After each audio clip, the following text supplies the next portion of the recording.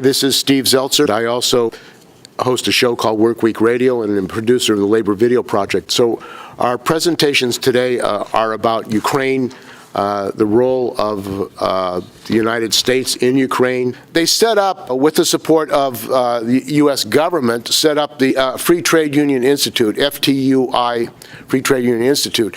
And also they set up an international organization called the AIFLD, American Institute of Free Labor Development, in the 60s. And this organization, which purported to be in favor of supporting workers around the world, this was the international arm of the AFL-CIO, was basically taking money from the CIA to overturn revolutions. They were involved in the overturn of the Chilean revolution on Allende. They were involved in Guatemala. They were involved in many, many countries all over the world. Europe. They supported the right-wing unions and attacked left unions. So this institute got grants from the U.S. government, and it became a scandal because the institute was actually giving money to right-wing organizations, neo-Nazis, and it became a scandal. This resulted in an investigation, and they decided that they had to set up a new organization called the National Endowment for Democracy, which was purported to be for democracy around the world, and it supports the Republicans who are bringing democracy, Democrats who are bringing democracy, the U.S. Chamber of Commerce, which is bringing democracy, and the AFL-CIO. So there are four components to the National Endowment for Democracy. And, of course, this National Endowment for Democracy itself was basically a tool of U.S. capitalists around the world, because the ideology of the AFL-CIO is labor management collaboration and supporting privatization internationally. So Paul Gershman was the head of the National Endowment for Democracy and still is. The collapse of the Soviet Union was seen as an opportunity, a historic opportunity for American capitalism to invest, to take over the industries. And they intervened. The National Endowment for Democracy was building unions in Russia with the miners and in the Ukraine. And of course, the National Endowment for Democracy was colluding with Yeltsin in Russia, who was basically a puppet of the United States. Yeltsin allowed for privatization. I was there, lotteries, the shock treatment. Jeffrey Sachs, this professor in Harvard, had this idea, this theory, that the way that Russia could be developed, contrary to Gorbachev, who wanted social democracy, the way that Russia could be developed was shock therapy treatment, let everything go bankrupt. This was the theory of Jeffrey Sachs, who is actually, lauded today and brought on Democracy Now! As some great figure. But actually, Jeffrey Sachs was not only carrying out the policy of capitalism, but he was benefiting personally, making money off of privatization in Russia and other countries. So these characters are actually not only tools of U.S. imperialism, but benefiting from capitalism. And by the way, when I was in Turkey, there I found out that that the privatization of telecom was going on in Turkey, and that the Secretary of State at that time was actually benefiting, buying off the Turkish telecom at the time that it was being privatized. So the policy, the international policy of the U.S. was to privatize and for American capitalists to basically get the property. So in July 1989, in the breakup of the Soviet Union, there were 500,000 coal miners went on strike from Russia, Ukraine, Kazakhstan. They struck. And the National Endowment for Democracy and the U.S. trade unions decided this was an opportunity to start training workers about real unions. So that was their theory. We're going to bring real union education to Ukraine and Russia. So since 1990, when the FTUI was set up, it worked in Ukraine with exchanges and education, quote-unquote education, on trade unionism. And it did this in Eastern Europe, the Baltic region, Ukraine, Lithuania, Kazakhstan, Belarus. And in 1991, for example, they published a manuals in Russian on collective bargaining, model contracts, labor law, and union democracy.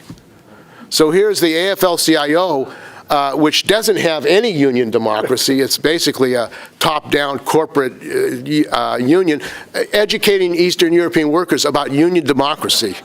But that's what they were doing. In 1992, they opened an office in Kiev and pushed an operation called Partners in Economic Reform, PIER, P-I-E-R. This was the organization they set up, to, quote-unquote, revitalize the coal region and move towards a market-based coal industry. So their solution, the AFL-CIO, was to actually say the way we're going to develop the unions is to have a privatization of the coal and the resources of the Ukraine. This was the ideology that the AFL-CIO, through its organizations, was actually pushing. January 1992, Bush made PIER part of his energy sector initiative for aid to former Soviet Union. It was also expanded to the Donbass region of Ukraine. And the National Endowment of Democracy pushed a regulated capitalism instead of, quote, what they called the Wild West, unquote, and Yukon-style capitalism. So what they said was, let's privatize and deregulate, but have it in an organized way so that you can actually have some better control of it. And John Sullivan, who was the executive director of the Center for International Private Enterprise, was in charge of this project of the privatization of Ukraine, and by destroying the nationalized sector.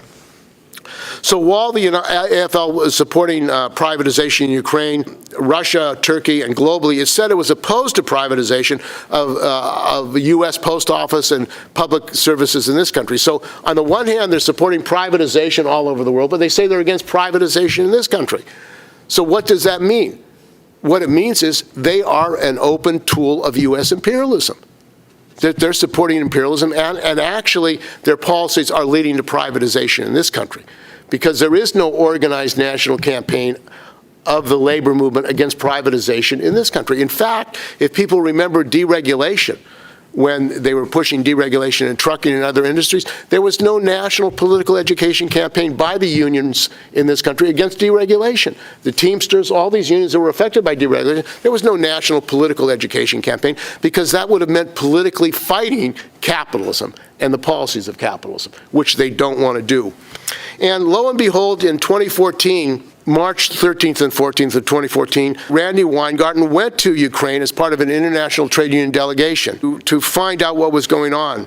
And she supported the Orange Revolution. She supported the Solidarity Center, which she has supported in the AFL-CIO. Solidarity Center has operations in about 26 countries.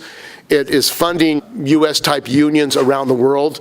And it is actually silent on privatization in Eastern Europe. In fact, the AFL-CIO has been silent about the attack on Mexican workers. When Mexican workers went on strike in Matamoros, there was a wildcat for independent unions against slave-slave conditions on the border.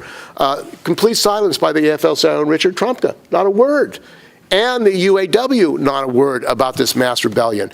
So here you have a situation on our border, right next to us, where workers are fighting for independent unions.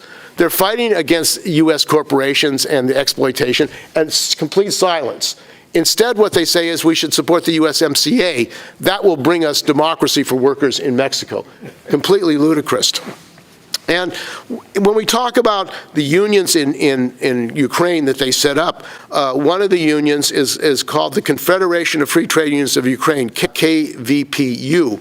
And Mikhail Volynets was president in 2005.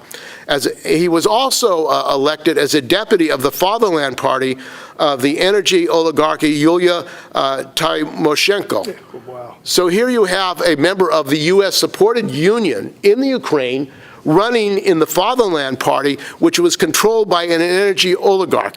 So another example, who was put in jail, actually. Who was put in jail for corruption.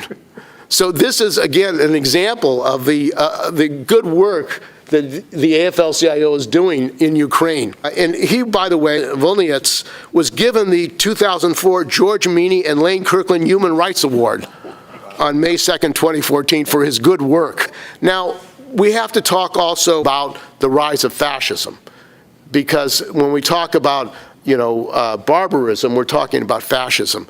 a fascist world. And in Ukraine, the United States has helped arm and organize the fascists. And the clearest example of that was the massacre of the Odessa Trade Union House, which there was an attack by neo-fascists, and it put on fire, and it led to the death of dozens of people. Now, lo and behold, there was complete silence by the AFL-CIO, by the AFT, when there was this massacre at the Odessa Trade Union House. Not one word of protest about this massacre and the murder of trade unionists, leftists, and anti-fascists at the Odessa Trade Union House in 2014. That is the same year Weingarten went to do an investigation. I guess the investigation did not include the Nazis and the fascists. That was not part of the investigation, who they relied on. And when we talk about the role of the Nazis and fascists in Ukraine, we cannot leave out Victoria Nuland, who's a great fighter for democracy in Ukraine, because she helped organize the coup in Ukraine, and which was used to bring down the government during Maidan. And at the same time, the United States was training, funding, and arming neo-Nazi groups in the Ukraine. They had Nazi flags. They were ultra-nationalist, and they were attacking Russians, the Russian people, and banning their language in Ukraine. Stephen Bandera. Yeah, they were supporting Stephen Bandera. So you're talking about the United States playing a role in supporting fascists in Ukraine, arming, organizing fascists. Now, this is nowhere to be told. In all the debate that we've had in these hearings, has there been a discussion about what's happening in Ukraine? About the neo-fascists? The Democrats and Republicans are both culpable. They both voted for this policy. And one of the good things is that this is an opportunity to expose us with these hearings about what's going on in Ukraine.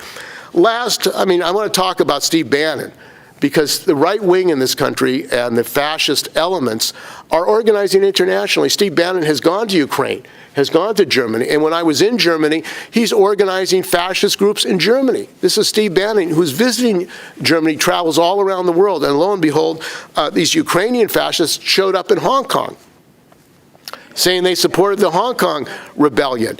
And a Japanese, a leftist in Hong Kong, asked the Japanese, who are these people in Ukraine? It turns out, and they wrote an article in Japanese, which was translated into Chinese, about the fact that they were fascist. They were Nazis and they were fascist. So we have a situation in which the United States is helping to bring about fascism, is helping to support and arm fascists internationally. And this is what we have to really bring out in the context of the Ukrainian trials, that this crisis in Ukraine, where both capitalist parties are corrupt, both capitalist parties are basically privatizing Ukraine, are part of the reason for this crisis in Ukraine. Now, the Solidarity Center also has a radio show, Workers of the Country radio show, funded by the United States. They don't have a radio show in this country, but they have one, in Ukraine that covers all the work that they're doing internationally. Another person that we should understand his importance is Adrian Karatensky. And he was the AFL-CIO Ukraine agent who was operating in Ukraine and organizing Maidan and these other movements to overthrow the Ukrainian government. He was also a managing partner of the Myrmidian Group and a senior fellow at the Atlantic Council, which was a major think tank of the capitalists on how to fight threats. He was president of the Freedom House, which was another foundation set up, and he was assistant to the president of the AFL-CIO in the 1980s, responsible for setting up Poland Solidarity. He's also on the U.S. Council on Foreign Relations Task Force. You can see that interrelationship and interconnection between the AFL-CIO and the capitalist class is really very clear and very concrete. It's not an abstraction. And yet this is something that very few people know about, very few workers know about, the relationship of the U.S. trade union bureaucracy to the fascist and to international capital.